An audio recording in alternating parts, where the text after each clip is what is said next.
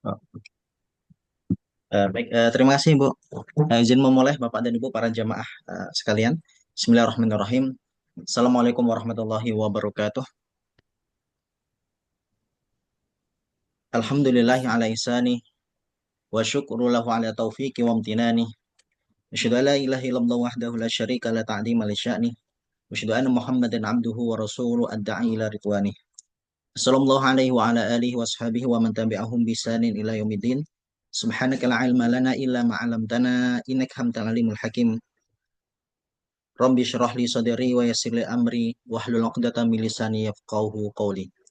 Alhamdulillah binikmatillah wa syukurillah Bapak dan Ibu para jamaah yang dimuliakan oleh Allah Subhanahu wa taala. Pada kesempatan pagi hari ini Allah Subhanahu wa taala memberikan kepada kita kenikmatan yang sangat mahal, yaitu adalah kenikmatan kesehatan, kenikmatan yaitu waktu luang, dan kita isi waktu tersebut untuk sama-sama kita belajar, untuk mencari bekal, yaitu menghadap Allah Subhanahu wa taala. Dan syukur, Alhamdulillah, ternyata bulan Ramadan yang kita tunggu-tunggu gitu ya, tinggal dalam hitungan beberapa hari lagi. Ya. Oleh karena itu, perlu kita tanamkan pada diri kita bersama bahwa Ramadan bukan sekedar bulan puasa, ya. Tapi Ramadan itu adalah bulan penuh keberkahan, bulan penuh ampunan, dan kesempatan emas untuk meraih pahala yang berlipat ganda. Ya. Karena para ulama mengatakan setiap amalan itu yang menghitung, yang memberikan pahala, mencatatnya itu adalah malaikat.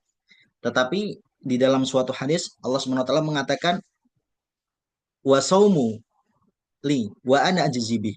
Puasa itu adalah bagianku. Ya, dalam artian ini adalah Allah Subhanahu wa taala yang ingin menghitung pahala dari orang yang puasa tersebut. Wa ana ajzibih, dan saya yang akan memberikan balasan orang tersebut. Maka tidak salah dikatakan kalau orang eh, beramal ketika bulan Ramadan, pahalanya akan dikalikan yudha'afu ila sab'i mi'atin darajat. 700 kali derajat, ya, 700 kali kebaikan. Sampai pahala tersebut tidak terhingga karena yang memberikan pahala langsung dari Allah Subhanahu wa taala. Akan tetapi di dalam suatu hadis pula dikatakan rohima anfu rajulin, ya. Sungguh celaka seseorang dakhala alaihi Ramadan, yang diberikan nikmat, yang diberikan kesempatan oleh Allah Subhanahu wa taala untuk bertemu, untuk berjumpa bulan Ramadan, tsumma insalakha. Kemudian bulan Ramadan tersebut berlalu, ya. Jadi tanpa disadari tiba-tiba Ramadan sudah selesai. Karena biasanya kan sebelum Ramadan yang kita tunggu-tunggu apa? Kapan puasanya? Tapi ketika pas di Ramadan, pertanyaan kita kapan lebarannya gitu ya.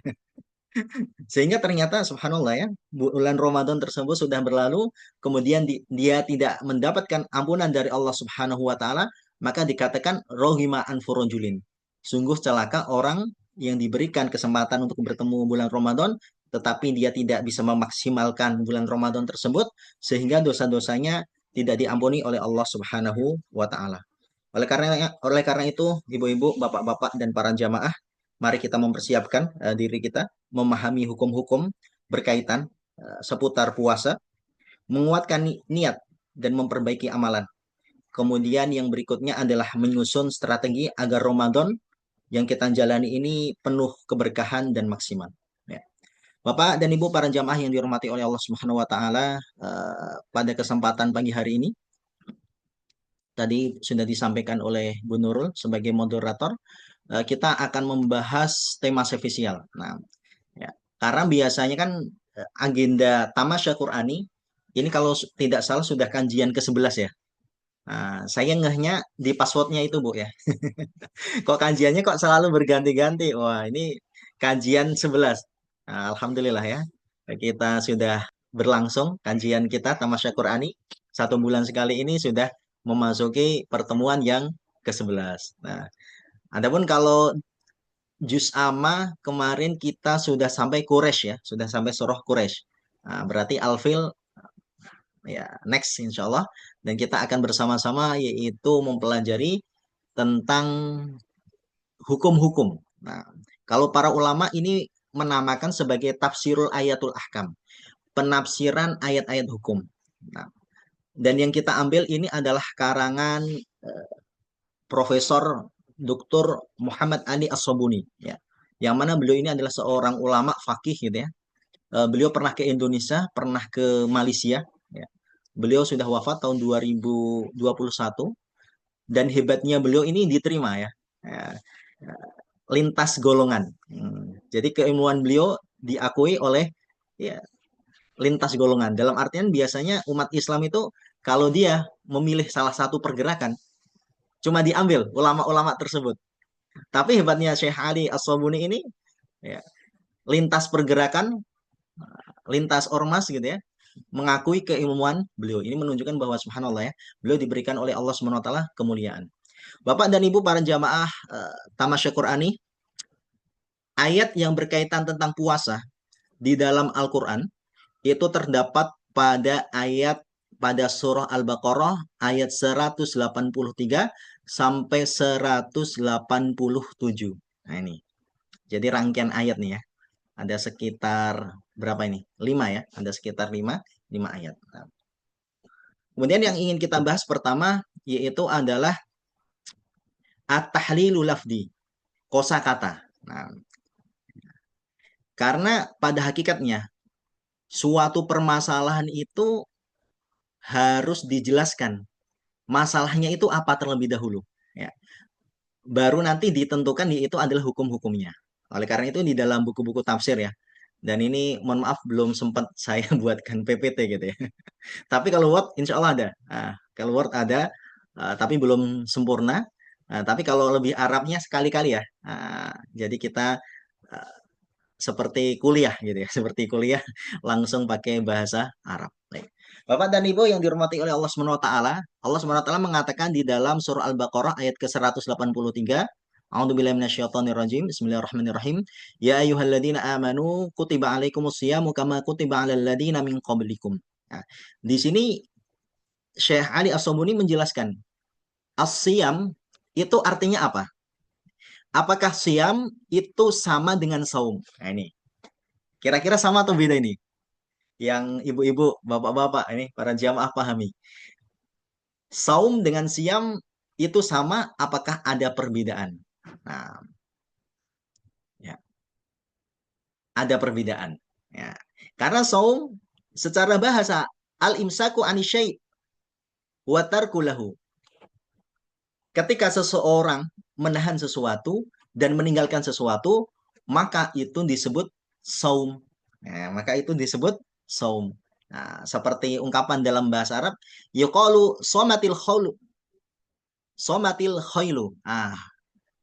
Ida amsakat anisair. Nah, jadi somatil khaylu, onta tersebut itu berpuasa. Ya, dalam artian apa? Onta tersebut tidak melakukan perjalanan. Nah, ini ya, tidak melakukan perjalanan. Oleh karena itu di dalam Al-Qur'an dijelaskan nah, lafadz saum yaitu cerita Ibunda Maryam, ya. Cerita Ibunda Maryam. Ya, ya. Ini ya, di ayat ke-26. Surah Maryam ayat ke-26. Di sini mengatakan inni nadartu lirrahmani sauma. Nah, aku bernadar, aku berjanji kepada Ar-Rahman, kepada Allah Subhanahu wa taala sauma, puasa. Tapi puasanya apa? Falan ukallima liyauma insiya. Tetapi saya tidak mau ya, berbicara kepada seseorang pun yauma pada hari itu. Ya. Karena pada saat itu Ibunda Maryam membawa bayi yaitu Isa. Fa'atat bihi qaumaha tahmilu. Dia membawa anak kecil ya, yang baru dilahirkan. Qalu ya Maryamu laqad ji'ti syai'an faria. Sesungguhnya engkau itu telah membawa suatu keanehan. Ya. Ya ukhta Harun. Nah, ini perkataan orang-orang Yahudi. Gitu ya. Jadi sebenarnya orang Yahudi dengan orang Nasrani ini ada pergesekan gitu ya. Wahai saudara Harun. Ini bukan Nabi Harun ya. Nah, tapi adalah saudaranya Maryam. Ya ukhta Harun. Makana abuki imra'a sau'i wa makanat ummuki bagia. Jadi bapakmu itu, mohon maaf, bukan laki-laki hidung belang. Kemudian ibumu itu bukan wanita yang tidak benar. Tapi kok ente kok bisa membawa anak? Nah, gitu. Maka Ibunda Maryam, udah deh, daripada kita meladeni orang-orang yang tidak jelas gitu ya. Terkadang diam itu adalah suatu jawaban. Ya, terkadang diam itu adalah suatu solusi. Ya. Jadi saum pada hakikatnya itu adalah ketika seseorang menahan meninggalkan sesuatu itu disebut saum. Nah, tapi siam, nah, ini para ulama menjelaskan siam itu adalah al-imsaku anit to'am. Nah, ketika seseorang menahan makanan, wasyurbi dan makanan dan minuman, wal jima kemudian berhubungan, ya. Ma'aniyati min tulu'il fajri. Nah, dengan dia meniatkan untuk mendapatkan keridhaan Allah Subhanahu wa taala, ya, dari terbitnya fajar sampai tenggelamnya matahari, kemudian kesempurnaan puasa itu adalah meninggalkan larangan-larangannya, wa adamul wuku' fil muharramat. Dan dia juga meninggalkan sesuatu yang dilarang oleh Allah Subhanahu wa taala. Ini adalah istilah dari siam. Nah, gitu ya. Kemudian para ulama mengatakan saum ini terdiri dari 3 huruf. Ya, saum terdiri dari 3 huruf. Pertama apa? Sod ya. Sod, wawu, mim. Saum. 3 ya. Siam terdiri dari 4 huruf. Nah, berarti para ulama mengatakan kalau hurufnya itu lebih banyak, berarti maknanya itu lebih kuat, balasannya itu juga sama lebih banyak. Nah, gitu ya. Nah, ini adalah pengertian tentang siam dan saum. Kemudian kita lanjutkan, yaitu adalah tentang sejarah ya, tentang sejarah berpuasa.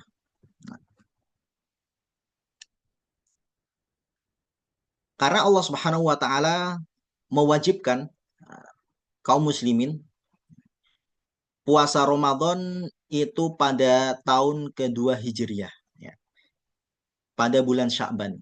Jadi kewajiban puasa ini pada bulan Sya'ban pada tahun kedua Hijriah, ya, berdekatan atau setelah, ya, yaitu adalah perintah untuk memalingkan wajah, ya, memalingkan kiblat ke Masjidil Haram, ya. Karena kiblat pertama umat Islam itu adalah Masjidil Aqsa, ya. Kemudian ketika Nabi Muhammad SAW beliau hijrah ke Madinah, ternyata beliau menghadap Masjidil Aqsa, Baitul Maqdis, tetapi masalahnya beliau membelakangi Ka'bah.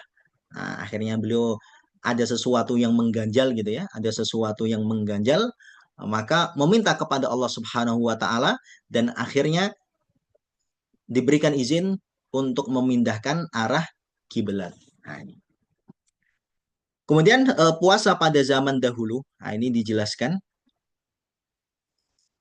di sababun nuzul. Nah, sababun nuzul itu artinya adalah sebab turunnya suatu ayat, ya, atau sebab turunnya suatu surah, ya.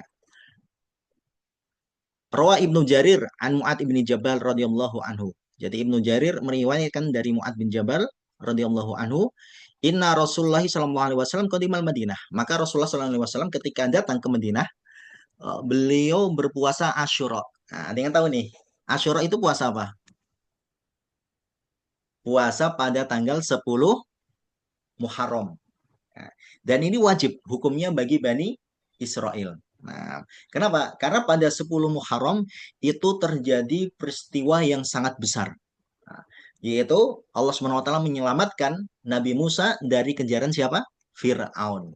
Nah, maka sebagai bentuk syukur, Bani Israel diwajibkan puasa pada tanggal 10 Muharram, dikenal dengan Asyura. Ya, supaya umat Islam berbeda dengan Ahlul Kitab, maka disunahkan untuk berpuasa 1 hari sebelumnya, tanggal 9, yang disebut dengan puasa Tasu'a, atau boleh, yaitu pada tanggal ke-11. Nah, itu juga boleh. Wa thalathati ayyam min kulli syahr. Dan dahulu orang Yahudi itu juga diwajibkan. Ya, awal-awal Nabi datang ke Madinah, Nabi puasa 10 Muharram dan 3 hari pada setiap bulannya. Ya. Wallahu a'lam bishawab. Apakah ini puasa bid atau tidak? Nah, karena kalau puasa bid kan sunnah ya. Tapi kalau puasanya Nabi yang pertama ya datang ke Madinah, kemudian Bani Israel yang diwajibkan, apakah ayamul bid atau tidak? Para ulama tidak memberikan kepastian. Kemudian Allah Subhanahu wa taala memerintahkan, mewajibkan untuk berpuasa Ramadan. Maka turunlah yaitu adalah firman Allah ya ayyuhalladzina amanu kutiba alaikumussyam. Nah, sampai wa 'alal ladzina yutiqunahu fidyatun tu'amu miskin. Adapun orang-orang yang mengalami kesusahan, maka hendaklah dia membayar tu'amu miskin, yaitu adalah fidyah, makanan orang orang miskin. Nah, fakana man syaa soma wa man syaa aftara. Nah, jadi dahulu ya, penetapan Ramadan itu barang siapa yang berpuasa kan diwajibkan puasa pada bulan Ramadan. Awal syariat puasa itu dikatakan faman syaa soma, barang siapa yang berkehendak yang mau puasa Ramadan ya puasa. Wa man syaa aftara. Akan tetapi kalau dia memiliki halangan tuh ya, mungkin dia bekerja, mungkin dia sakit, maka dia itu berbuka wa at'ama miskinan. Kemudian dia memberikan makanan kepada orang orang miskin. Nah ini. Jadi awal ya. Thumma inna Allah azza wa jalla aujaba siyam ala sahihi al mukim. Nah, kemudian Allah Subhanahu wa taala mewajibkan puasa itu ya kepada orang yang sehat, orang yang mukim. Wa thabata it'am lil kabir alladzi la yastati'u shaum. Nah, tetapi yang tadi yang orang nggak boleh yang tidak berpuasa kan boleh membayar fidyah. Itu masih tetapi hanya kepada siapa? Orang yang tua renta, orang yang sudah sepuh, tidak mampu untuk berpuasa. Fa'anzalallahu azza wa jalla faman syahida minkum syahra falyasum. Ah, barang siapa di antara kalian syahida itu menyaksikan, ya, menyaksikan ya. Bulan Ramadan tersebut hendaklah mereka berpuasa. Hendaklah mereka berpuasa, ya. Nah, coba supaya ada gambaran boleh dibacakan artinya ya. Nah, monggo. Salah satu ya. Ibu-ibu boleh dibacakan artinya ayat 183 sampai 185. Ya, monggo. Ya. Silakan Ibu-ibu.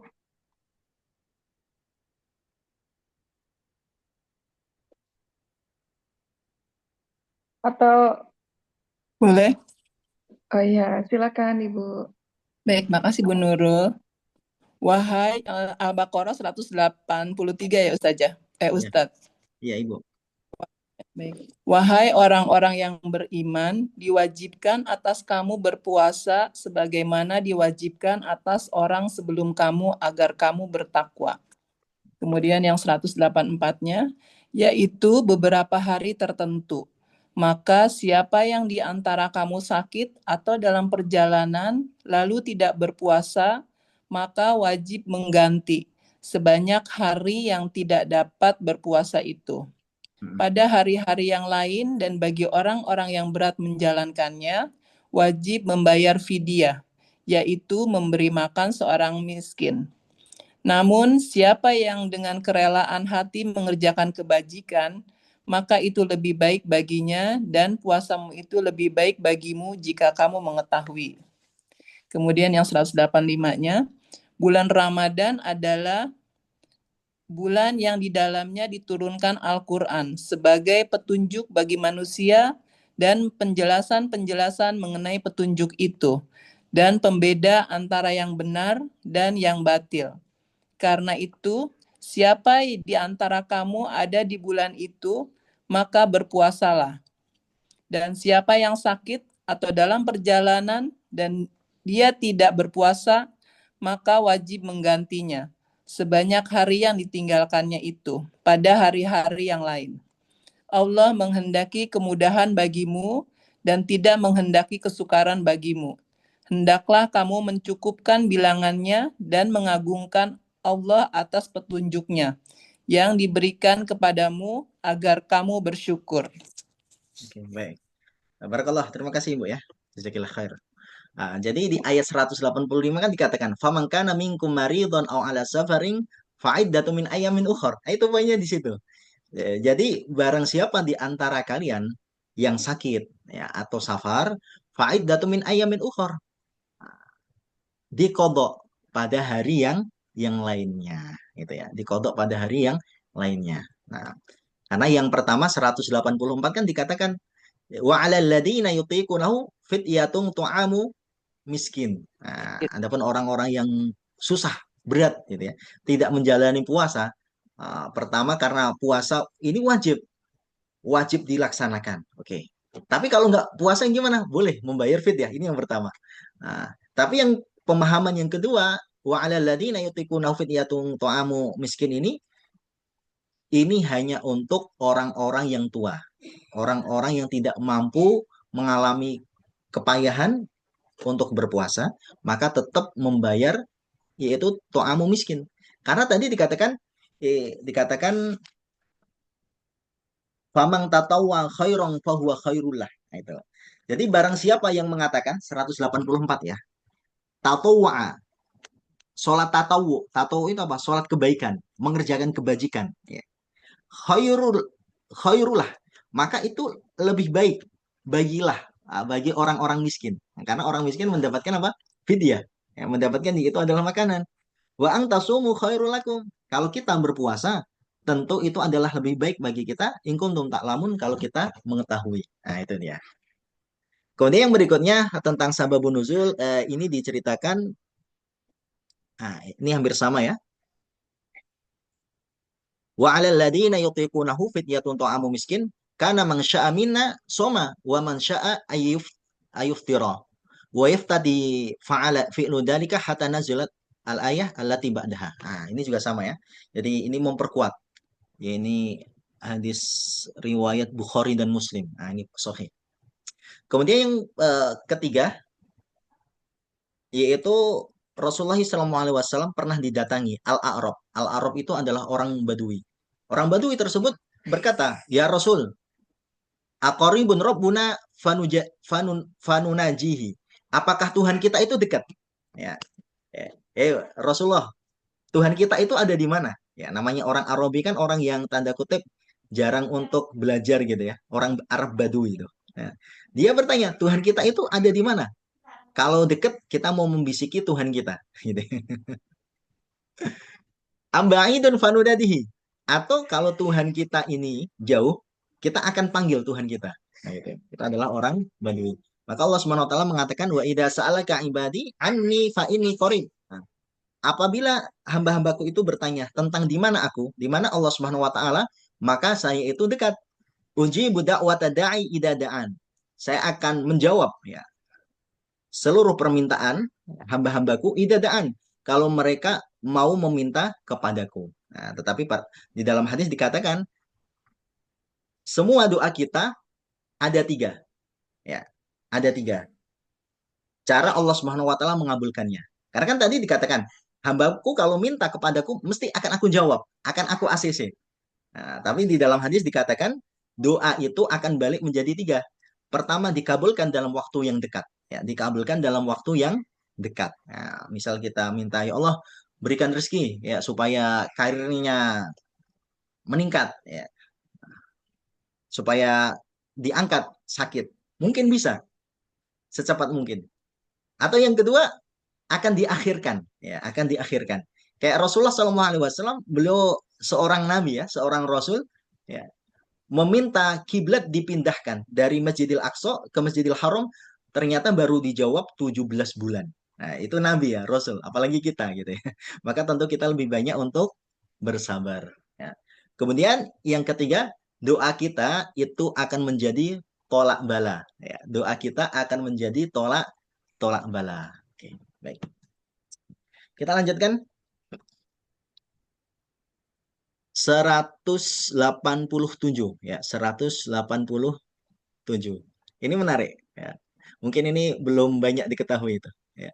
Waruya Bukhari, Imam Bukhari meriwayatkan Anil Bara' ibni Azib, dari seorang Bara' ibni Azib, annahu qala, dia mengatakan karena ashabu Muhammadin sallallahu alaihi wasallam, bahwa sahabat Nabi sallallahu alaihi wasallam, idza kana rajulu, kalau seseorang itu ya iman sedang berpuasa, fahadaral iftar, kemudian datang ya waktu berbuka, fanama, kemudian dia itu tidur ya. Jadi jam 6 buka ya, karena dia sudah kecapean gitu ya, ngantuk berat, dia tidur sebelum berbuka.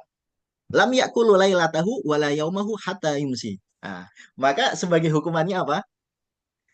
Pada malam tersebut dia tidak boleh berbuka tidak boleh sahur, ya, sampai datang yaitu adalah malam berikutnya. Subhanallah. Berat nggak ini ibu-ibu, bapak-bapak nih? Ya. Jadi misal ya, orang jam 6 buka, ya, ketiduran jam 10, jam 11 bangun. Wah, saya mau berbuka. Enggak boleh, enggak boleh. Ya. Nggak boleh buka, nggak boleh sahur, bahkan berhubungan suami istri nggak boleh. Ya. Sampai dia puasa berikutnya. Nah, ini. Maka di sini dikatakan wa ina Qaisan ibnu Surmah. Ada sahabat namanya Qais Al-Ansori dari sahabat Al-Ansor. Karena so'iman, beliau itu berpuasa. Wa kana ya'malu bin nakhil fin nahari, dan beliau bekerja sebagai karyawan gitu ya, kebun kurma pada waktu siang hari.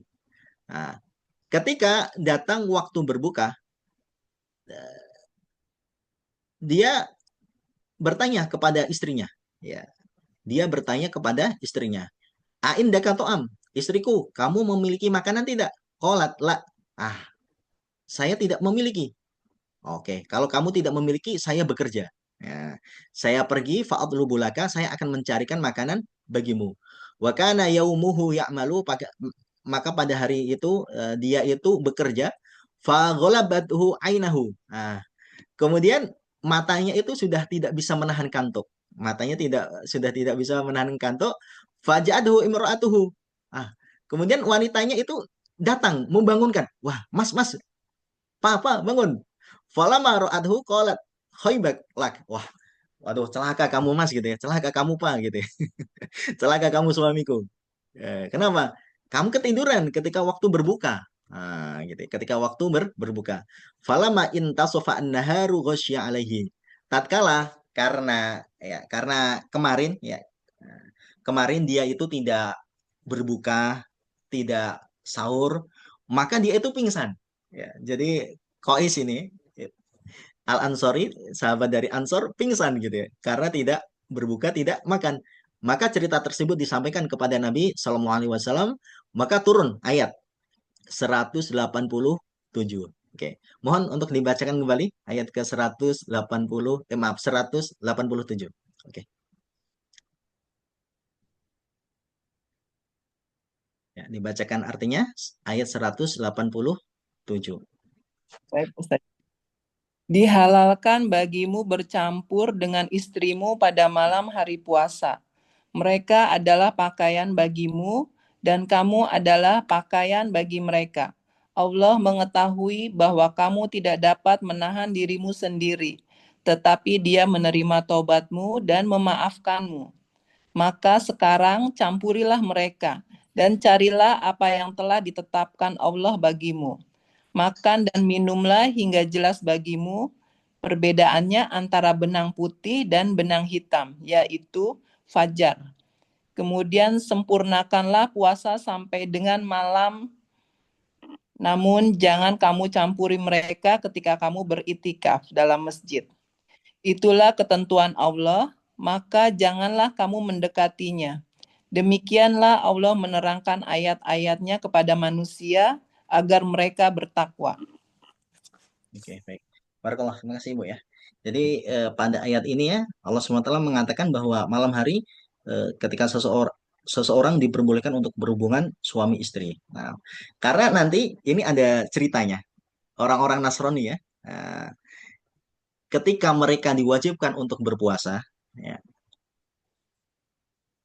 mereka tidak boleh berhubungan suami istri selama sebulan Ramadan. Nah, pada bulan Ramadan. Ya.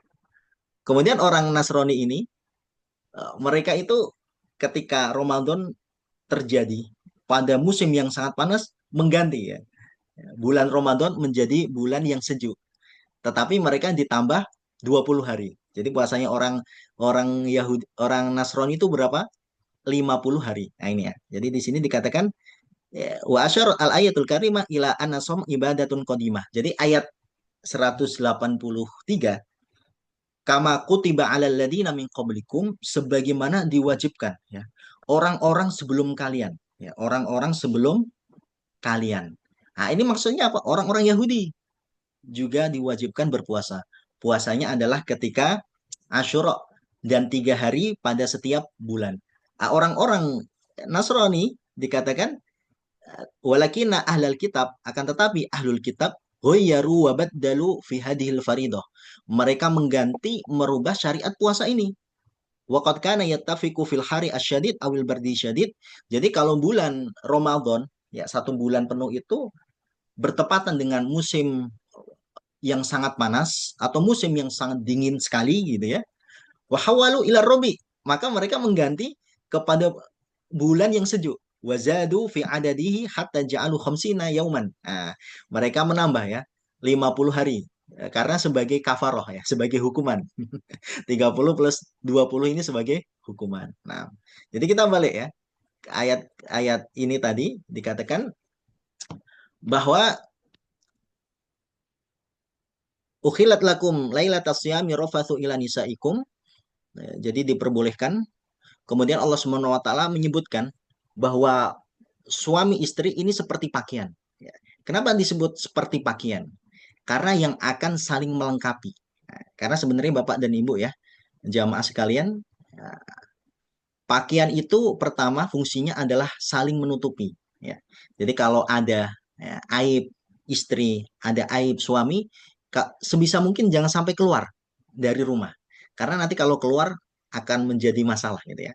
Nah, jadi rumah tangga itu wajar terjadi masalah. Nabi Adam saja yang menikah di surga juga mendapatkan masalah gitu ya. Juga mendapatkan masalah. Nabi Muhammad SAW di dalam rumah tangga beliau, di dalam beberapa hadis, beliau juga sempat, ya, yaitu ada masalah dengan istri beliau. Apalagi kita. Nah, gitu ya.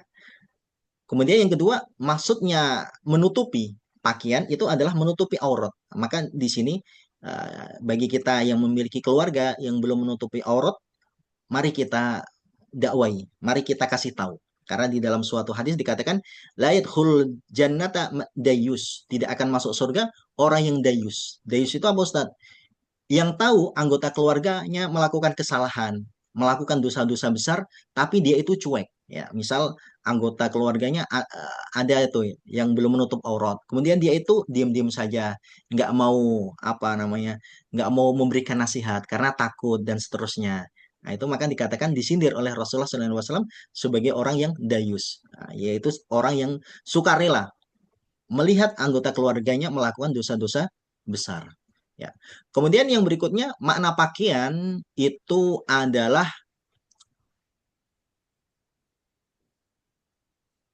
saling tolong menolong. Ya, saling tolong menolong. Makanya suami istri ini adalah saling tolong menolong. Nah, maka di sini wakulu washrabu hatta yatabayyana lakumul khaitul abyadu minal khaitil aswad. Maka minum dan makanlah ya sampai datang al khait, sampai kamu itu jelas bagi kalian al khait, benang putih dari benang hitam. Ini benang putih dari benang benang hitam. Nah, maksudnya apa? Minal fajri, dari waktu subuh. Karena dulu ada seorang sahabat yang ketika memahami ayat letterlek ya, letterlek itu apa adanya sesuai nasnya ya. Dia ngatain gini, pada zaman dahulu kan belum ada ini ya, belum ada jam, belum ada listrik, sehingga masih gelap. Dia mengambil benang putih, kemudian benang hitam. Nah, dalam artian waktu fajar ini loh, benang putih kelihatan, benang hitam kelihatan jelas. Tetapi masalahnya apa? Pintu jendelanya tidak dibuka. Sehingga dia makan terus ya, makan minum terus sampai kira-kira jam 6 jam 7 gitu. Akhirnya cerita tersebut disampaikan kepada Rasulullah. Maksudnya hatta yatabayyana lakumul khaitu min abyadu minal khaitil aswadi minal fajri. Waktu maksudnya itu adalah ketika waktu subuh. Ya, begitu. Bukan dalam artian kalau kita gelap nih ya, rumah kita matiin ya. Kemudian benang putih kita tarik kelihatan. Nah, gitu enggak? Karena juga tidak kelihatan ya, gitu ya maksudnya. Oke. Maka sahabat tadi fafarihu farhan syadidan. Maka kaum muslimin saat itu gembira sekali. Nah, karena syariat berpuasa apa? Tata caranya berubah ya. Bahkan di dalam tafsir Imam An-Nawawi Al-Bantani, ini ulama Indonesia ya, ulama Indonesia dari Banten, beliau mengatakan puasa ini sejak zaman Nabi Adam. Sholat juga syariat sejak zaman Nabi Adam. Tetapi tata cara puasa, tata cara sholat itu berbeda. Nah ini ya, jadi pada hakikatnya ibadah-ibadah kita ini seperti ibadah-ibadah umat-umat terdahulu, ya, sebelum umat Islam. Tetapi tata caranya berbeda. Nah ini seperti puasa ya. Tadi kita jelaskan umat-umat terdahulu, kalau dia waktu berbuka ketiduran, belum makan gitu ya, maka nggak boleh berbuka, nggak boleh sahur. Tapi umat Islam, ya kalau misal kita ketiduran ya, jam 9 bangun, jam 10 bangun, masih boleh makan, dan paginya masih boleh untuk berbuka puasa. Ini adalah rahmat bagi kita. Maka di ayat tadi kan dikatakan, yuridullahu bikumul yusra wala yuridu bikumul usra. Nah, kemudian Bapak dan Ibu para jamaah yang dirahmati oleh Allah Subhanahu wa taala, kita akan melanjutkan akan membahas tentang ayat-ayat hukum, ya, ayat-ayat hukum eh, se- yang berkaitan tentang puasa. Pertama, ya, sebentar saya ganti ini aja deh.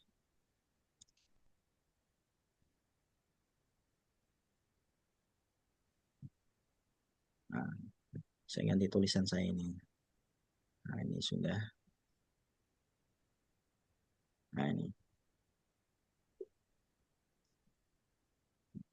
Jadi pertama yaitu adalah puasa sebagai ibadah umat terdahulu. Ini tadi sudah kita sampaikan ya. Ini orang-orang ahlul kitab mereka mengganti yaitu adalah syariat berpuasa. Terutama orang Nasrani ya. Orang Nasrani mereka ketika Ramadan itu terjadi pada musim sangat dingin atau sangat panas, mereka mengganti pada musim yang sejuk. Nah,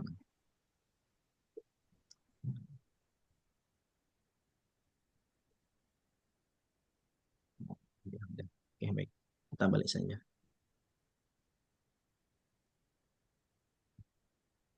Ya. Oke, baik. Di sini Syekh Ali As-Sabuni mengatakan hal fardu alal muslimina siyamun qabla Ramadan. Ya. Apakah kaum muslimin diwajibkan berpuasa sebelum bulan Ramadan? Nah, di sini dijelaskan bahwa ayam makdudat pada waktu-waktu makdudat. Makdudat itu waktu-waktu yang bisa dihitung atau waktu-waktu terbatas. Nah, innama huwa hadhil ayam, ayam Ramadan. Nah, maksudnya itu adalah puasa pada bulan Ramadan. Hmm. Ini menurut yaitu adalah Ibnu Jarir. Tapi di dalam tafsir Ibnu Katsir, nah nanti bisa dibuka ya. Tafsir Ibnu Katsir mengatakan kaum muslimin juga diwajibkan puasa 3 hari pada setiap bulan. Nah, ini waru ya Qatadah wa Atha. Nah, Qatadah dan Atha ini adalah seorang tabiin gitu ya, seorang tabiin. Anal mafrud al muslimina kana salah satu ayamin min kulli syahr. Kaum muslimin sesuai di dalam tafsir Ibnu Katsir dijelaskan mereka berpuasa 3 hari pada setiap bulannya. Kemudian kewajiban mereka dihapus. Kewajiban mereka dihapus, diwajibkan untuk berpuasa Ramadan. Nah, ini poin yang pertama. Kemudian yang kedua, mahwal al-marad was safar al-mubih lil iftar. Apa kriteria sakit? Apa kriteria safar al-mubih lil iftar yang dibolehkan untuk berbuka, tidak berpuasa? Nah, kelebihannya Syekh Ali As-Sobuni ini salah satu alasan beliau kenapa kok beliau diterima ya.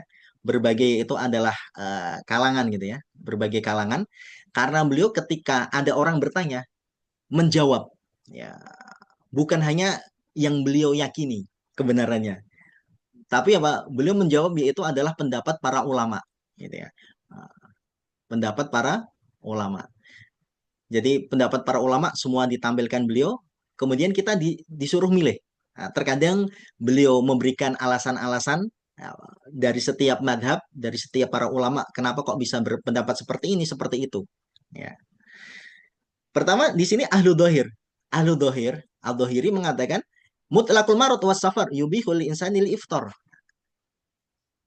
Di Al-Quran kan dikatakan tuh, tidak ditentukan sakit yang seperti apa atau safar yang seperti apa. Maka oleh karena itu seseorang boleh berbuka puasa dalam keadaan apapun. Hatta walau kana safaru qasiran, meskipun dia itu safar itu jaraknya dekat. Wal maradu yasir, dan sakitnya yaitu adalah sakit yang ringan, tidak parah. Nah, ini ya, tidak parah. Adapun pendapat yang kedua, qala ba'dul ulama inna hadi rukhsah mukhtasatun bil marid jadi yang kedua para ulama mengatakan rukhsah ini, keringanan ini adalah diberikan kepada seseorang yang berpuasa, ya. Dia mengalami kepayahan, mengalami yaitu adalah kesusahan. Nah, ini mengalami kepayahan dan kesusahan. Nah, kemudian jumhur, pendapat yang ketiga mengatakan ila annal marad mubih lil iftar wal maradu syadid alladhi yuadi ila dharar fi nafsi. Nah, ini sebagaimana pendapatnya di dalam madhab Syafi'i ya. Jadi orang yang dibolehkan untuk meninggalkan puasa ketika sakit gitu ya. Nah, itu adalah sakit yang sangat parah. Kemudian menyebabkan madarat yang lebih besar pada diri seseorang. Au ziyadatun fil ailah, atau sakitnya itu tambah parah. Nah, jadi sakit yang menyebabkan yaitu adalah kebinasaan, kehancuran gitu ya. Yang kedua, sakitnya bertambah parah. Au yuksha ma'ahu takhiru al-bar'i. Atau yang berikutnya, waktu sembuhnya itu akan menjadi lebih lama. Ya, jadi melambatkan tuh. Jadi kalau dokter mengatakan, Bapak, Ibu sebaiknya tidak usah puasa 3 hari terlebih dahulu supaya cepat sembuh. Ya, maka atas rekomendasi dari dokter, maka apa? Kita boleh meninggalkan puasa. Ini. Karena kalau seseorang berpuasa akan menunda kesembuhan. Nah, jadi memperlama yaitu adalah sakit, boleh. Kemudian yang kedua, wasafaru tawil alladhi yu'adi ila masyaqqah fil ghalib. Nah, maksudnya safar itu bukan hanya sekedar safar, tetapi adalah safar yang benar-benar membuat orang itu kepayahan. Ya, karena kalau kita lihat ya Bapak dan Ibu, sekarang safar kan enak. Kalau zaman dahulu kan pakai onta, pakai kuda, pakai jalan kaki. Sekarang kan pesawat terbang, ya. Kemudian pakai kereta, ya kan. Itu yang enak dalam artian oh, Jakarta ke Solo 500 kilometer ya misalnya. Naik pesawat 2 jam. Nah, kereta 7 jam. Tidak mengalami kepayahan, maka sebaiknya dia tetap berpuasa. Nah, tapi kalau misal dia mengalami kepayahan gitu ya, ke mana itu? Ke Sumatera gitu ya, yang berhari-hari atau yang mungkin setengah hari gitu ya, maka dia boleh. Nah, jadi intinya di sini adalah ada dan tidaknya masyakoh. Ada dan tidaknya masyakoh. Ini poin yang kedua.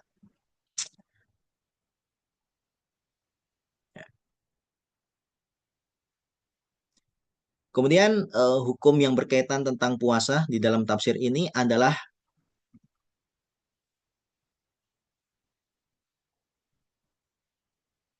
halil iftarul marid wal musafir rukhsatun au azimah. Nah, jadi orang yang berpuasa ketika dia itu berbuka itu adalah rukhsah, suatu keringanan atau suatu azimah. Azimah itu adalah suatu keharusan. Ya, ini. Nah, jadi karena kan tadi dikatakan famangka minkum maridon au ala safaring faidatu min ayamin ukhra.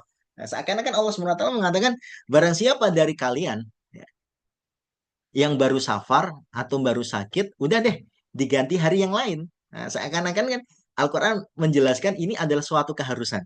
Ya, suatu keharusan. Maka di dalam madhab Al-Dhahiri dikatakan wajib bagi orang yang sakit, yang musafir, untuk berbuka dan mengkodok pada waktu yang lainnya. Tetapi jumhur tidak ya. Nah, jadi jumhur mengatakan orang safar, orang yang sakit itu adalah rukhsah. Dalam artian kalau ketika kita puasa nih ya, otomatis kita lapar. Nah, otomatis kita apa? Kurang tenaga. Nah, karena itu adalah cobaan, itu adalah ujian. Nah, atau misal kita sakit, tapi tidak terlalu parah, ya, maka tetap melanjutkan. Tapi kalau benar-benar sakit tersebut membahayakan diri kita, maka baru boleh berbuka puasa. Ini pertanyaan yang ketiga, hukum ketiga.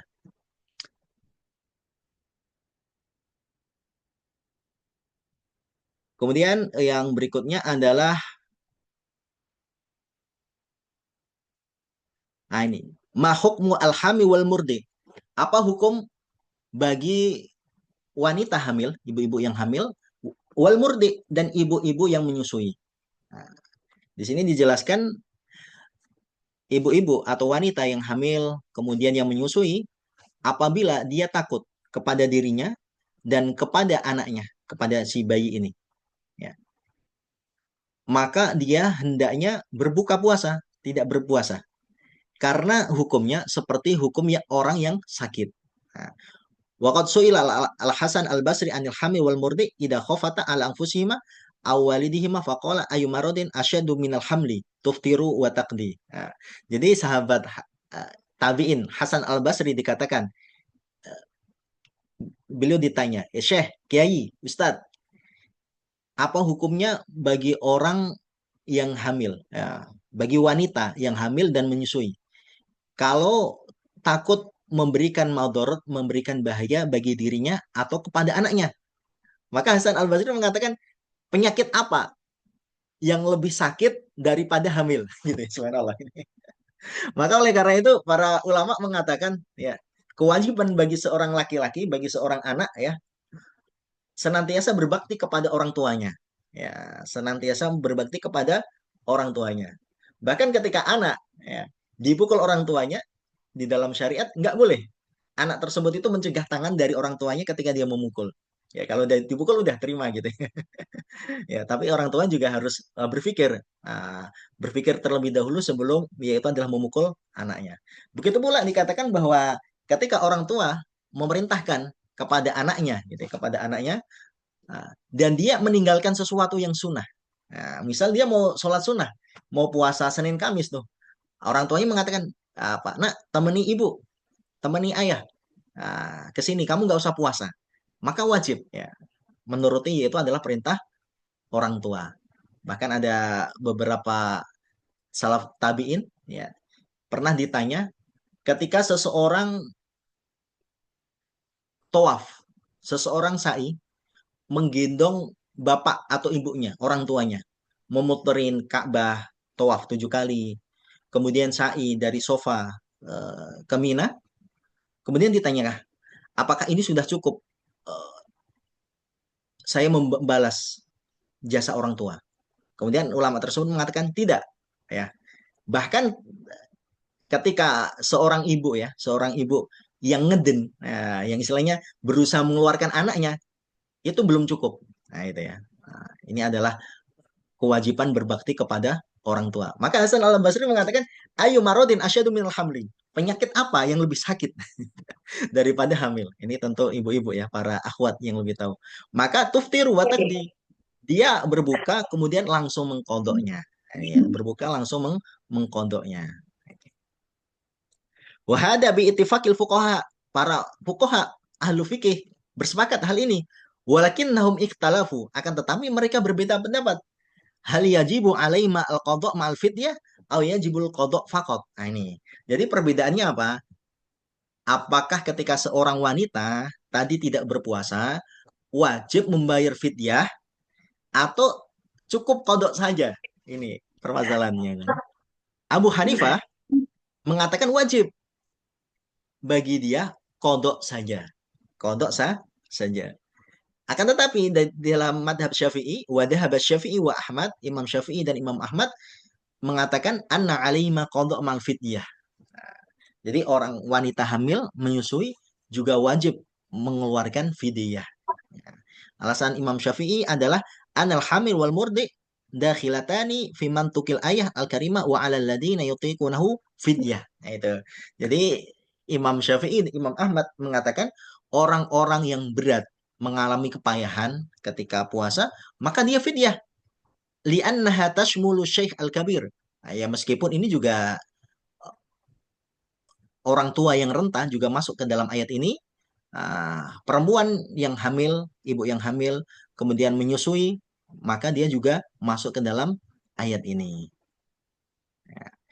Adapun alasan dari Abu Hanifah, belum mengatakan anal hamil wal murdi fi hukmi marid. Jadi ini kias, ya. orang yang sakit, ya, orang yang menyusui, orang yang melahirkan, ya, orang yang hamil itu hukumnya sama seperti orang yang sakit. Ya, seperti orang yang sakit. Nah, dalam artian orang yang sakit kan tadi dikatakan mengkodok, tidak wajib membayar fidyah. Nah, tidak wajib membayar fidyah. Nah, maka di sini diberikan kesimpulan oleh beliau, apabila ya wanita ibu tersebut takut kepada anaknya saja, wa, maka dia kodok dan fidyah. Nah, jadi kalau seorang wanita takut, kenapa puasa? Ya, karena kalau saya puasa, anak saya kasihan tuh sakit, nangis terus. Ya, kalau saya puasa, saya tidak bisa memberikan ASI yang banyak kepada anak. Maka di sini di dalam madhab Syafi'i, maka dia kodok dan fidyah. Nah, seakan-akan kodok ini baginya, fidyah itu adalah sedekah bagi anaknya. Ini.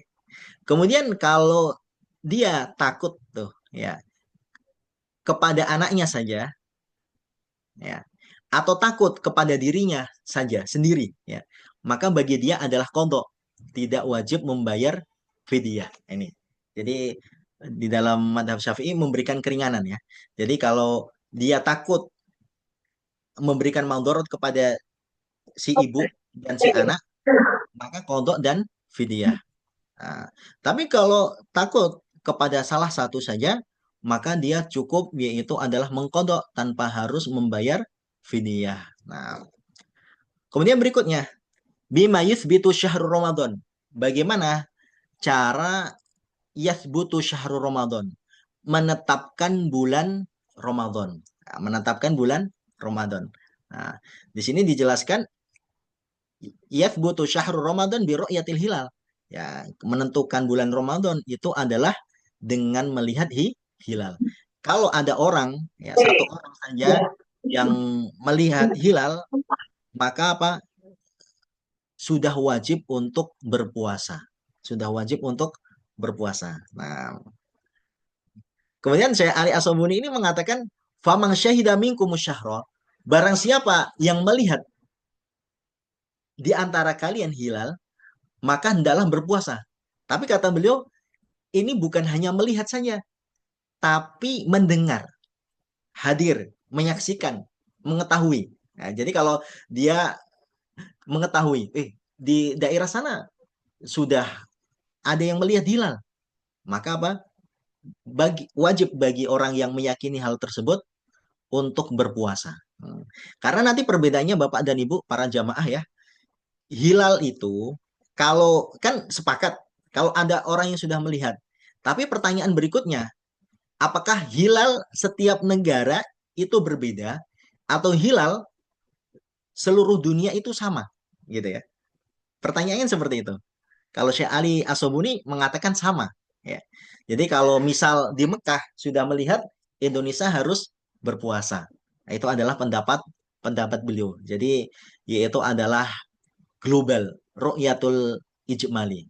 Tapi kalau di dalam pendapat Imam Syafi'i, madhab Syafi'i, setiap negara itu memiliki matlak yang berbeda-beda. Dalam artian tempat terbit dan tenggelam matahari yang berbeda-beda. Sehingga kalau di suatu negara sudah melihat hilal, negara yang lain belum melihat hilal, maka tidak wajib baginya untuk berpuasa. Ini ya, poinnya di sini nih. Nah, kemudian Imam Ali As-Sabuni mengatakan, sekarang kan teknologi informasi sudah maju. Ya, maka tanda kutip teknologi informasi ini diantaranya itu adalah hisab. Ini juga bisa sebagai alasan. Nah, jadi beliau juga membenarkan, ya, orang yang melakukan apa? Hisab. Jadi hisab itu juga sama ada dalilnya. Oke. Nah,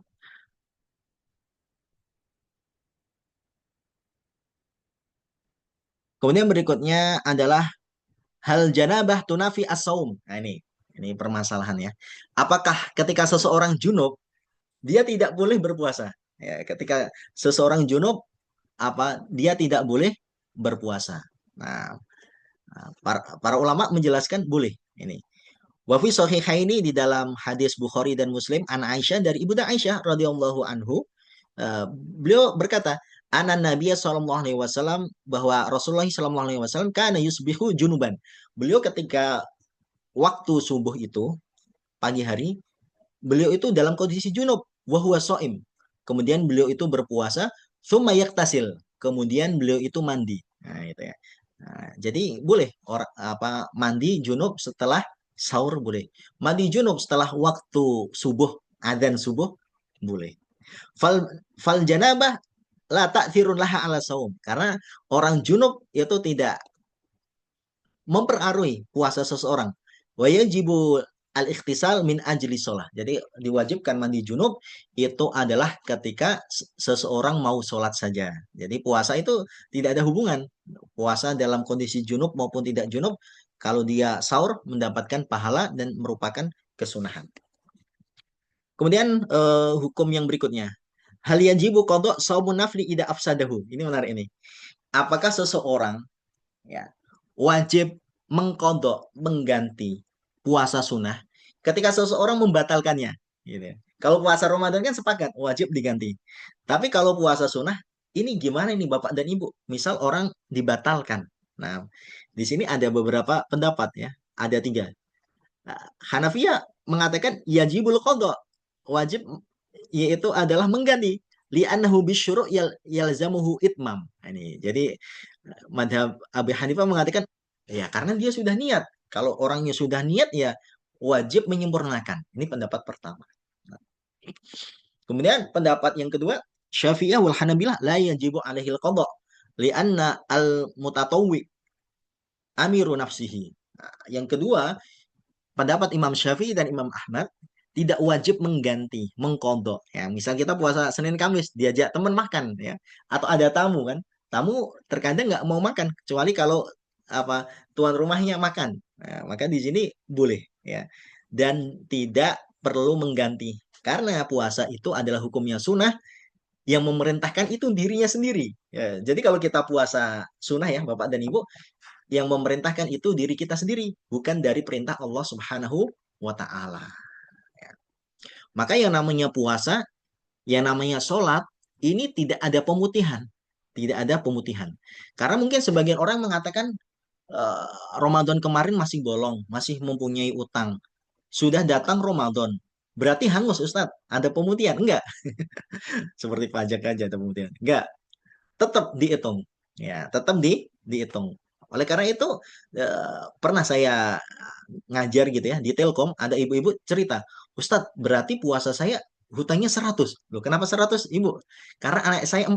Ah, jadi mempunyai hutang ketika hamil melahirkan yaitu adalah 100. Oh, berarti tetap. Nah, Ibu tetap apa? Yaitu adalah mengganti puasa. Nah, karena dijelaskan di dalam hadis pula, bagi seseorang yang meninggal, kemudian masih memiliki hutang, maka kewajiban bagi walinya, kewajiban bagi ahlul warisnya, yaitu adalah mengkodok, ya, melunasi hutang puasa tersebut dari anggota keluarga yang meninggal. Ini ya. Jadi misalnya orang tua kita masih mampu, ya masih mampu ya, umur 50, 60, ya, 40 masih mampu. Kemudian kita tahu memiliki hutang 20, ya. Maka hutang 20 ini diwajibkan kepada ahli warisnya untuk menggantikannya. Ya, seperti kalau istilah sekarang kan badal ya. Nah, badal puasa ada, badal umroh ya, badal haji itu juga ada. Nah, tapi kalau badal sholat nggak ada, ya badal sholat nggak ada. Maka eh, pertanyaannya ketika seseorang yang dulu pernah jahiliyah meninggalkan sholat, ya meninggalkan sholat, apakah ketika dia sudah tobat wajib mengkodok sholatnya? Ada dua madhab. Madhab pertama mengatakan dia tidak wajib. Jadi kalau dia benar-benar tobatan nasuha, maka ya jubu makoblahu akan menutup, akan menghapuskan dosa-dosa sebelumnya ketika dia meninggalkan sholat. Tapi kalau dalam madhab syafi'i tidak. Sholat ini nggak ada yang membadalin. Kalau ibadah yang lain kan ada membadalin. Sholat nggak ada.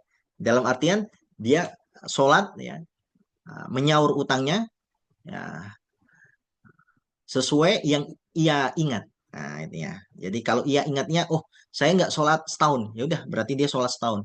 Waktunya kapan Ustaz? Terserah. Nah, itu. Kemudian kita balik ke sini. Ya.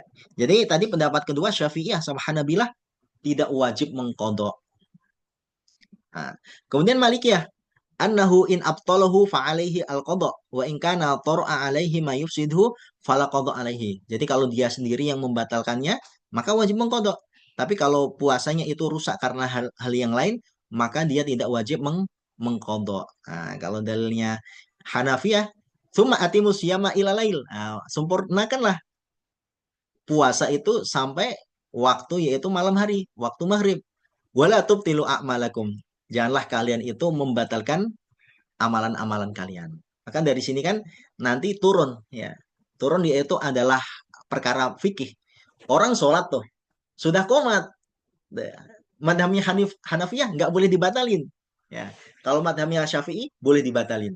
Ya. Assalamualaikum, assalamualaikum, langsung ikut jamaah sholat ini.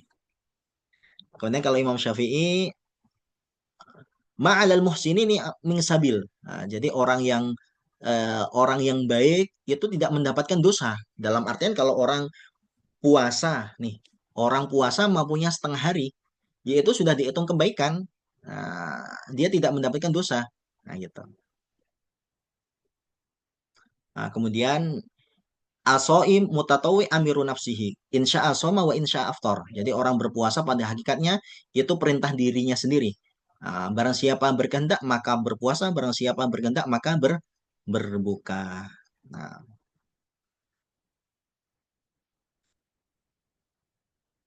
kemudian berikutnya tentang iktikaf nih. Karena ayat 187 ini berkaitan tentang iktikaf. Nah, ini adalah poin yang terakhir ya. Mahiyya muddatul i'tikaf wa hal yushtaratu fihi siyam. Nah, gini. Ya. Jadi i'tikaf itu Bapak dan Ibu para jamaah adalah salah satu amalan sunnah muakkadah. Sunnah yang benar-benar ditekankan oleh Rasulullah Shallallahu Alaihi Wasallam. Nah, bahkan dikatakan Ibunda Aisyah, beliau senantiasa i'tikaf. Bahkan tahun sebelum beliau wafat, beliau i'tikaf 20 hari. Ya, biasanya Nabi itu i'tikaf berapa? 10 hari ketika akhir Ramadan. Tapi ketika akhir menjelang beliau wafat, beliau itikaf 20 hari.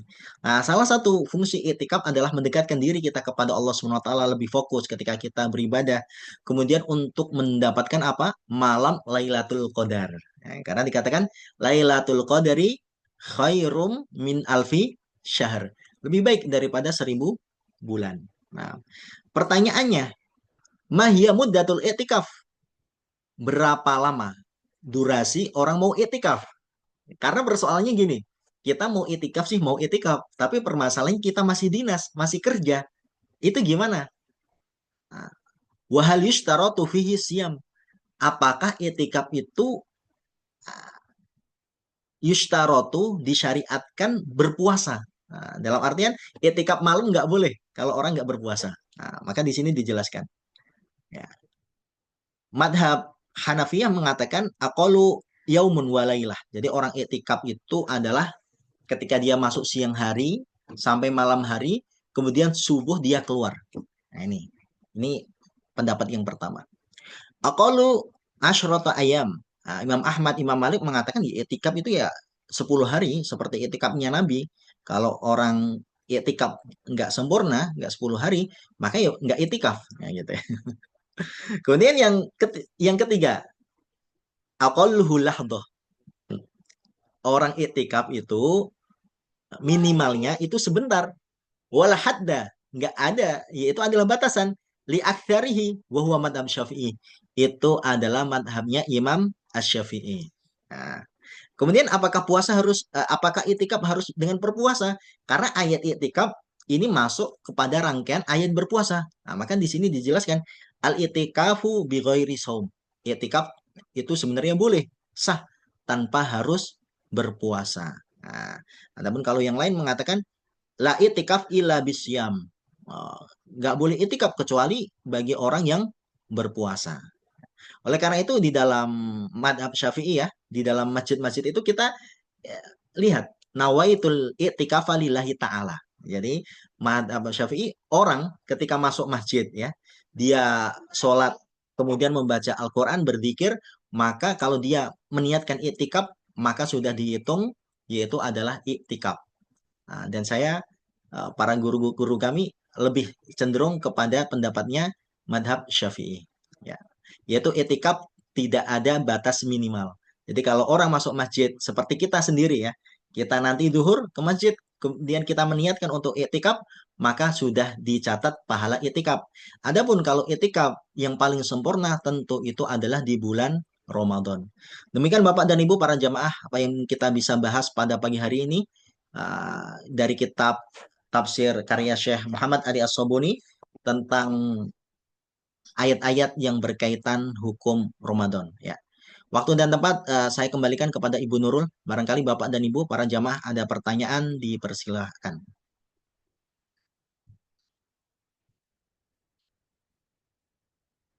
Ya,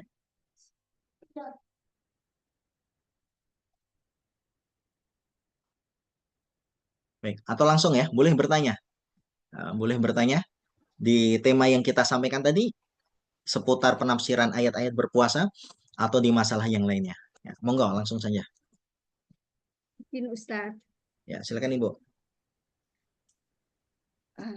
Alhamdulillah. Assalamualaikum warahmatullahi wabarakatuh. Ustadz izin bertanya tentang iktikaf. Untuk perempuan, kan iktikaf itu kan berzikir, berdiam di masjid. Terus bagaimana dengan kita wanita? Apakah termasuk kategori iktikaf ketika kita cuma di rumah duduk berzikir? Itu yang pertama. Terus yang kedua, adakah prime time yang bagus untuk kita? Kalau malam kan kita tahu ya seperti biasa itu yang sepertiga malam terakhir. Tapi kalau siang hari apakah ada Ustadz? Terima kasih. Oke, baik. Barakallah ya. Jadi pertama, i'tikaf itu adalah dilaksanakan di masjid. Wa antum akifuna bil masajid itu. Nah, kemudian yang kedua, masjid ini dipertanyakan, apakah masjid jami itu adalah masjid yang buat sholat Jumatan. Itu dinamakan masjid apa? Jami. Atau sekedar masjid seperti musola. Nah, para ulama mengatakan khusus untuk perempuan boleh beriktikaf, yaitu adalah semacam di tempat yang dikhususkan, yaitu adalah di musolanya. Itu boleh. Jadi wa antum akifuna fil masajid itu adalah masjid kan dari kata sajada yasjudu artinya sujud. Masjid itu adalah tempat untuk bersujud. Nah, sebagian ulama mengatakan di musola yang khusus atau di mihrab itu boleh untuk iktikaf. Ya, gitu. Kemudian yang berikutnya ya, kalau iktikaf ini wajib izin suami. Wajib izin suami. Dalam artian misal ya, Ibu Tuti itikaf, udah Ustaz, karena sekarang sudah mulai ada marak itikaf khusus untuk akhwat, untuk wanita. Jadi suami istri membuat perjanjian. Ya, dalam artian istri kan senantiasa melayani, berkhidmat ya kepada suami. Izin 10 hari untuk tidak melayani suami, kemudian fokus untuk beribadah, muhasabah gitu ya. Akhirnya ada komunitas akhwat buat iktikaf, ada yang 10 hari, ada yang 5 hari. Nah, harus izin suami. Atau kalau dia di rumah, suaminya tidak iktikaf, ya tidak iktikaf, karena iktikaf ini hukumnya apa? Sunnah. Nah, misal suaminya apa merintahkan dah nggak usah iktikaf apa layani suami, maka mau tidak mau harus menurutin perintah suami. Nah ini, jadi harus ada izin suami. Nah gitu. Dan suami harus pengertian. Dan ini adalah masalah komunikasi sebenarnya. Oke. Kemudian yang kedua, pertanyaan dari Ibu tadi, apakah ada prentem ya, waktu yang utama, yang afdol ketika siang hari? Karena benar ya, ketika malam hari itu, terutama 10 akhir Ramadan, turunnya malam Lailatul Qadar. Turunnya malam Lailatul Qadar. Tapi kalau waktu siang hari, apakah ada waktu-waktu utama? Ada Ibu ya. Jadi ketika seseorang berpuasa, pada hakikatnya mulai dari subuh ya sampai mau maghrib itu adalah waktu-waktu mustajab waktu-waktu lebih cepat dikabulkan doanya. Jadi boleh Bu ya, kita boleh bebas berdoa. Terlebih ketika kita mau berbuka puasa. Nah, ketika mau berbuka puasa itu, karena dikatakan doa tuh soim la turad. Doanya orang berpuasa itu tidak akan ditolak oleh Allah Subhanahu wa taala. Oke. Itu ya Ibu ya. Jadi pertama secara umum dari subuh sampai maghrib, yang berikutnya adalah di dalam hadis dijelaskan ketika mau berbuka puasa ini lebih manjur. Ya, ini lebih manjur. Sebagaimana kita berdoa kepada Allah ya, kapanpun itu boleh, tapi ketika waktu malam hari ini adalah tentu lebih mustajabah, lebih cepat untuk dikabulkan. Oke, terima kasih Ibu. Ada yang lain mungkin yang mau bertanya?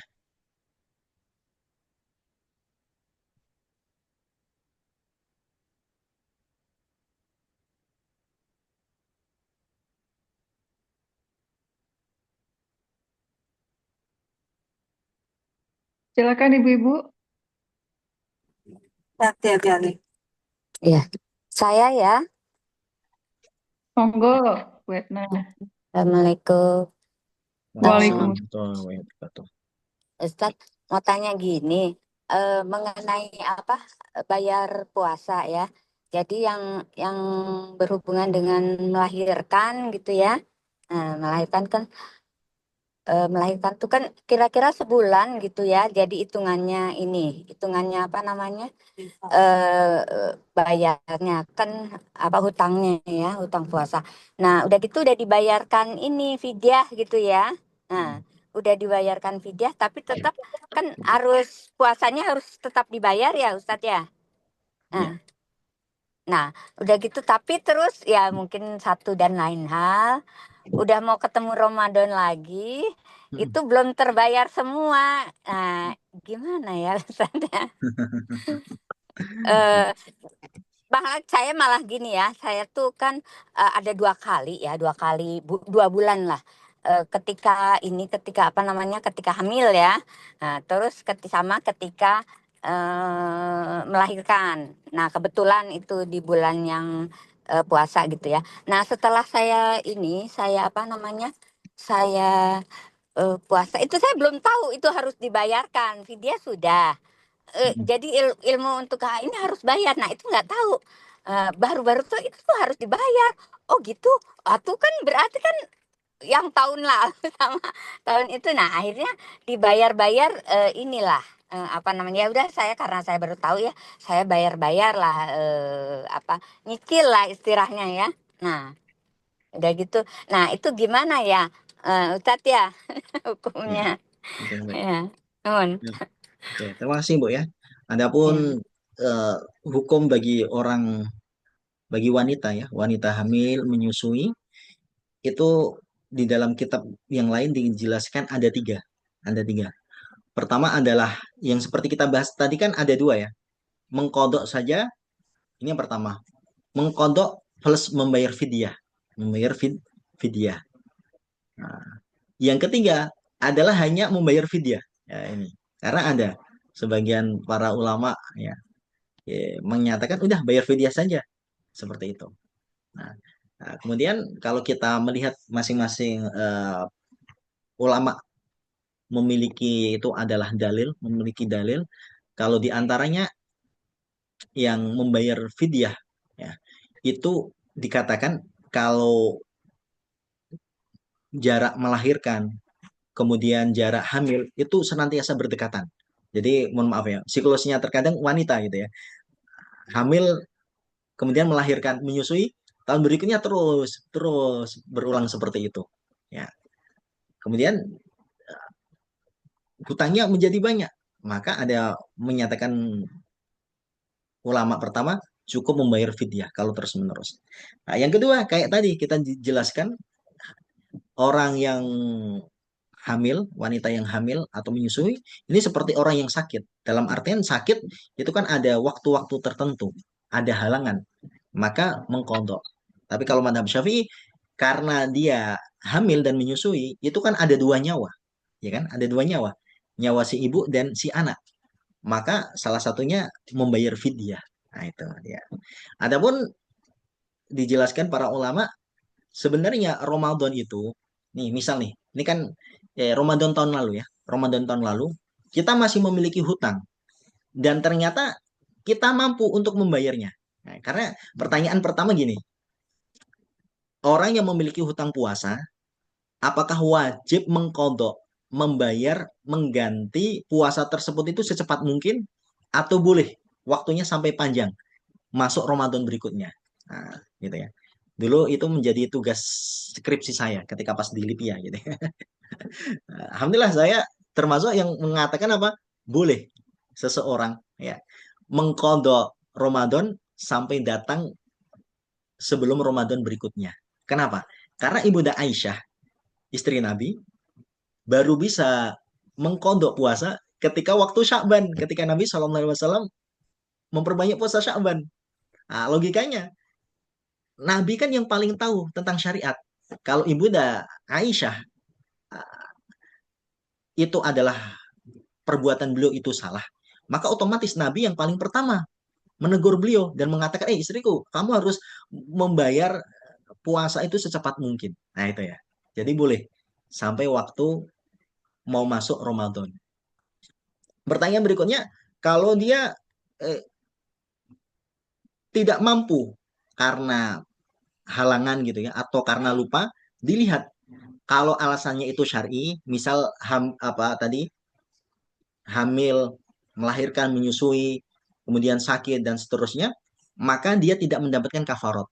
Tapi kalau orang yang sehat, misal kita safar 3 hari atau kita sakit ya 2 hari, utangnya 5, ternyata belum bisa kita bayarkan sampai masuk Ramadan, maka para ulama dia wajib membayar kafarat. Kafarnya seperti orang fidyah, memberi makan satu orang miskin.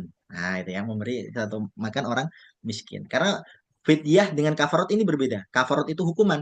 Kalau fidyah ini adalah tebusan. Nah, supaya pahalanya sempurna, ditebus dengan membayar fidyah. Tapi kalau orang yang memiliki hutang Ramadan tahun lalu belum bisa membayar sampai masuk Ramadan tahun ini, maka dia mendapatkan kafarat, yaitu apa? Memberikan makan orang miskin, tapi hukuman, bukan semacam tebusan, gitu ya. Nah, kemudian bayarnya kapan Ustadz? Ya, secepat mungkin. Nah, supaya tidak masuk ke Ramadan berikutnya. Karena kalau masuk akan mendapatkan kafarat berikutnya. Oke, mendapatkan kafarot-kafarot lagi gitu ya. Hukuman-hukuman lagi. Seperti itu ya, Ibu ya. Oke, di chat ini ada Ya, pertanyaan. Ustadz, itu kafaratnya itu apa, berupa apa itu ya? Nah, kafarot Ibu membayar ini, membayar fidyah. Satu makan orang miskin. Adapun pertanyaan berikutnya, ukurannya seperti apa Pak Ustadz? Ya, memberikan orang makan.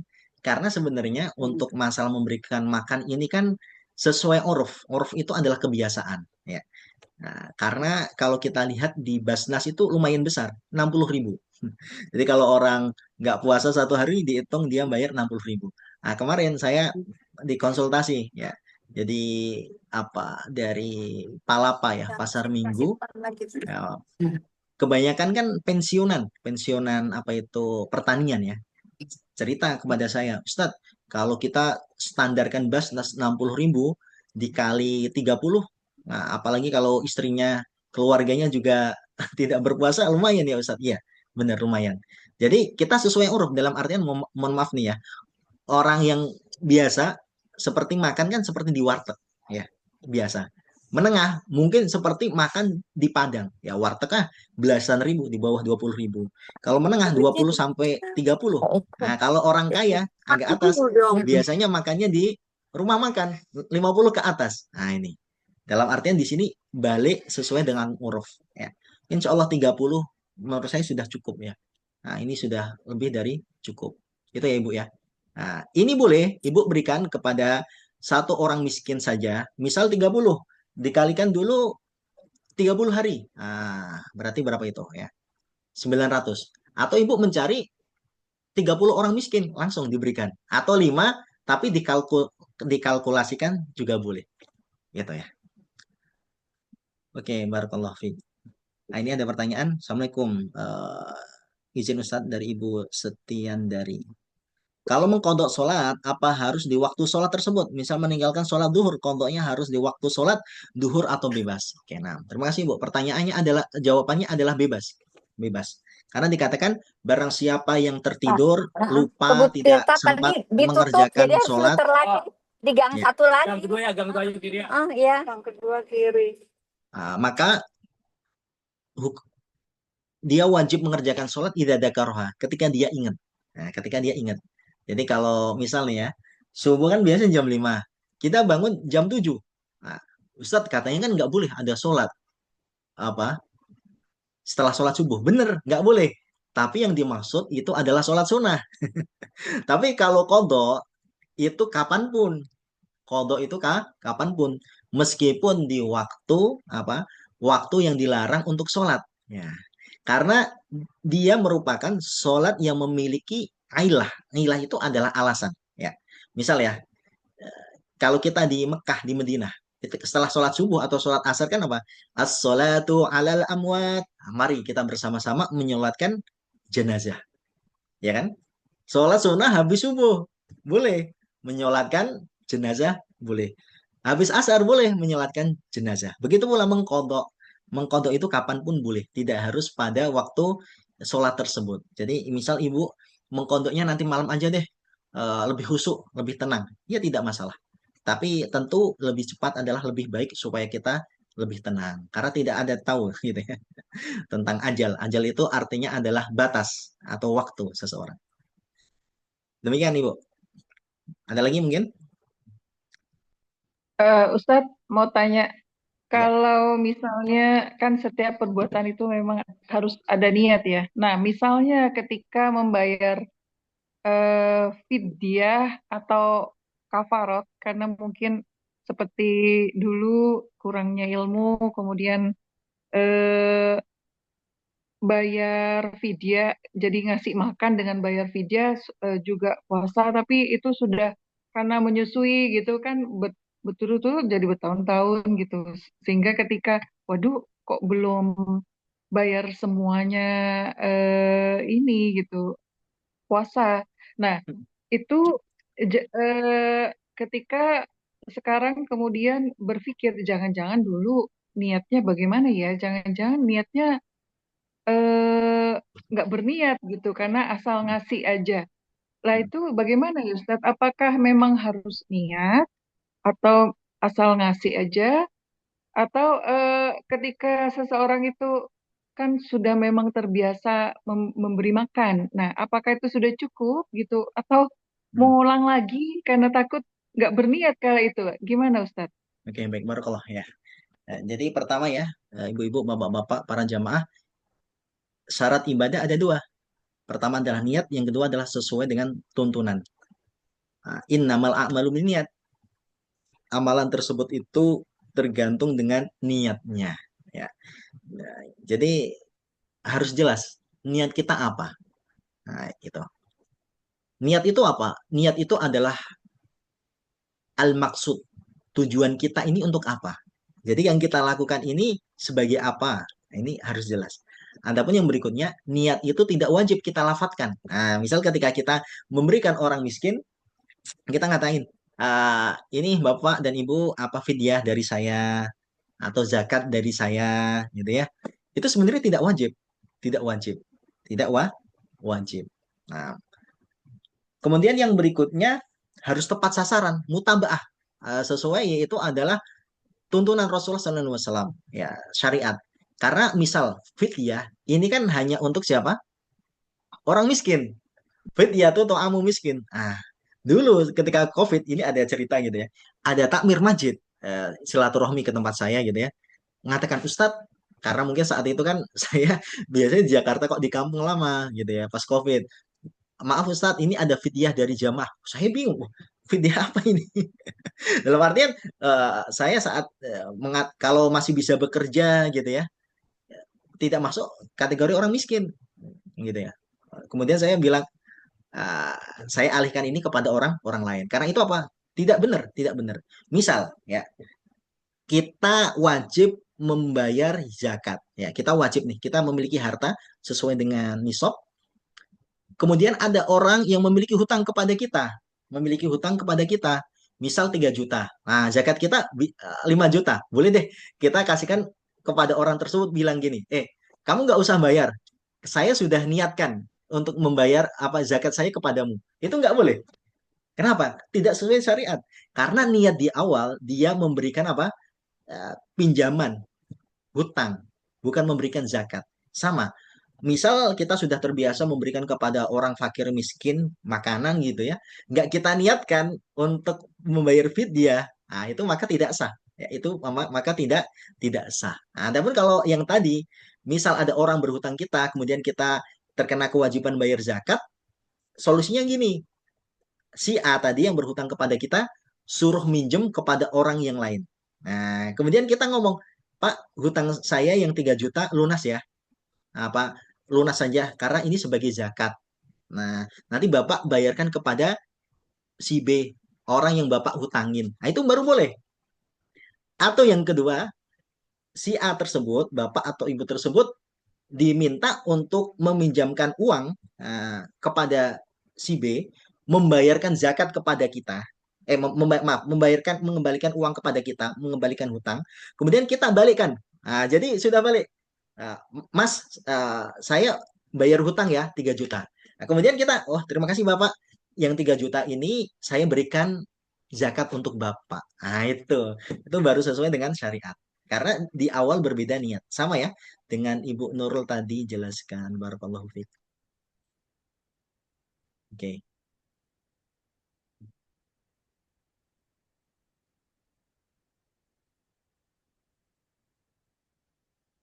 Silakan Ibu-ibu. Ya, saya tanya lagi ya. Enggak. Ustadz, tadi tuh Ustadz tuh bilang ada sholat apa ya? Taut apa ya? Ustadz, Oke, Ibu. sholat apa ya? Sholat apa? Sholat apa? Mohon maaf tadi. Mana tadi Ibu Edna? Yang Ibu tanyakan tadi tentang apa tadi? Ada yang paham dari pertanyaan Ibu Edna? Mungkin maksudnya sholat jenazah kali ya Bu Etna? Sholat jenazah yang saya. Jadi sholat yang memiliki ilah, ilah itu adalah alasan, ya. Karena misal nih kita sholat tahiyatul masjid. Ada sholat sunat apa gitu. Nah itu tuh yang tadi yang pertama-tama itu loh. Atau gini ya. Jadi sholat itu pertama Iya adalah iya, maaf sholat ini ilah. iya. Sholat apa ya Ustadz tadi yang pertama itu sholat taut apa sholat apa ya?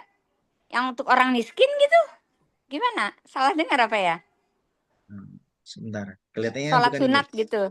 Enggak. Lupa ya. Ada. Nah itu saya penasaran tuh sholat sunat apa gitu.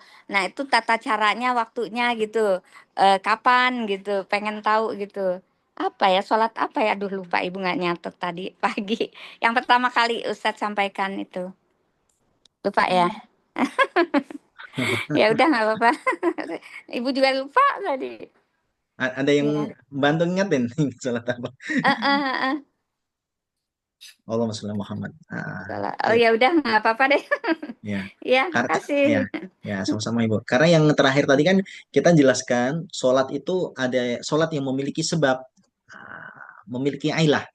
Ada juga yang tidak memiliki ilah, seperti orang sholat mutlak. Misal di dalam madhab Syafi'i kita masuk masjid setengah 6, ya kan?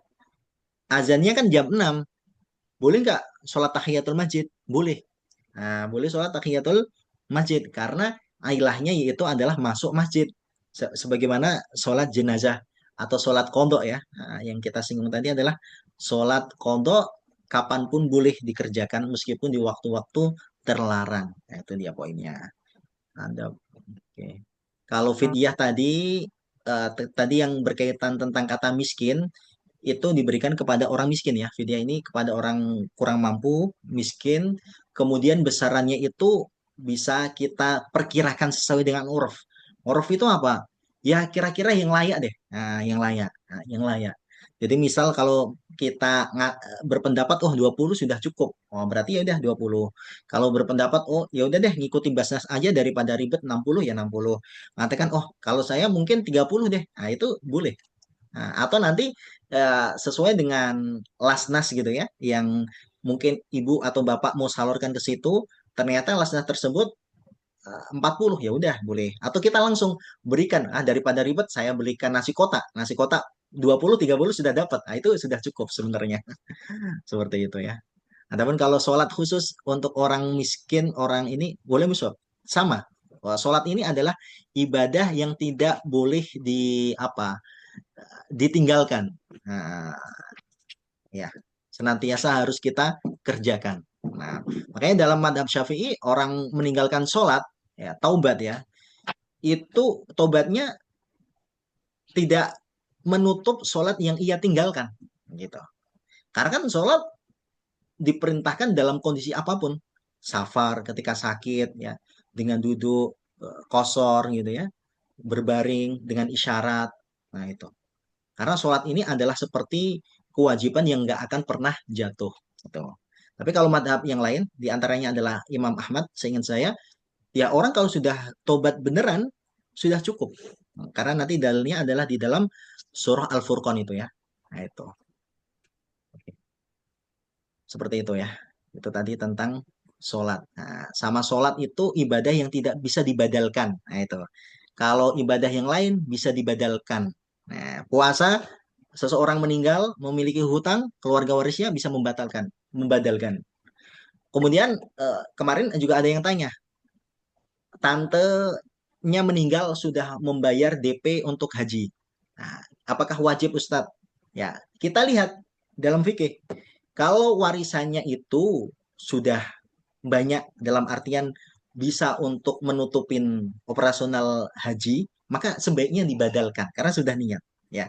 Sudah niat dibadalkan dengan syarat harta tersebut diambil dari si mayit. Yang kedua, yang membadalkan adalah orang yang sudah pernah haji atau umroh. Nah, gitu ya. Kalau haji berarti orang yang sudah pernah haji. Karena haji kewajiban. Kalau orang belum melakukan haji, ya dia yang diwajibkan dia menghajikan dirinya sendiri, baru bisa menghajikan orang-orang lain. Nah, itu ya poinnya ya. Nah, gitu. Jadi ibadah yang lain bisa dibadalkan kecuali sholat. Itu dia. Nggak boleh orang menggantikan sholat orang lain. Oke, mungkin itu Ustadz, Ibu Nurul. Ya, ada lagi?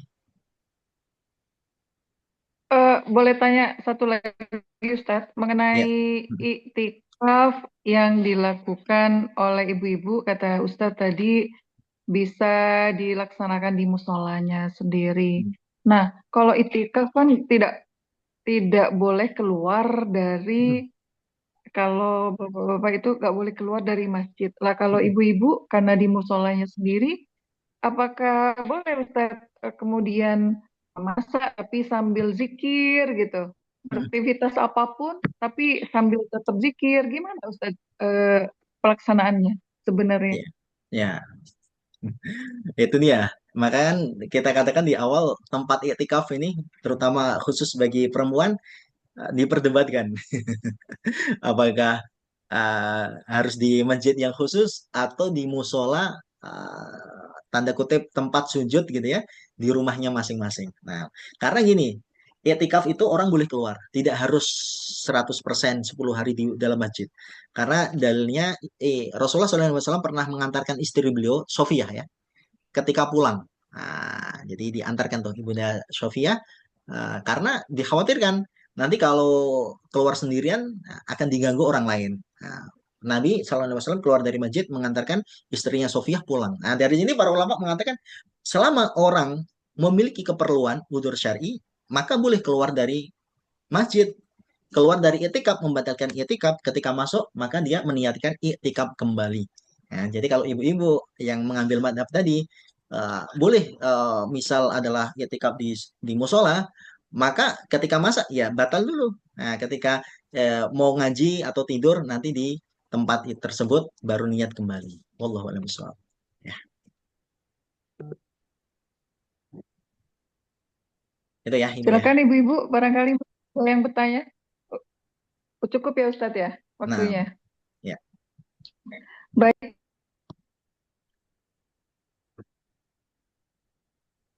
Ya. Eh, Demikian, kalau tidak ada lagi, kita akhiri pertemuan kita dengan bacaan Alhamdulillah. Alhamdulillahirabbil alamin.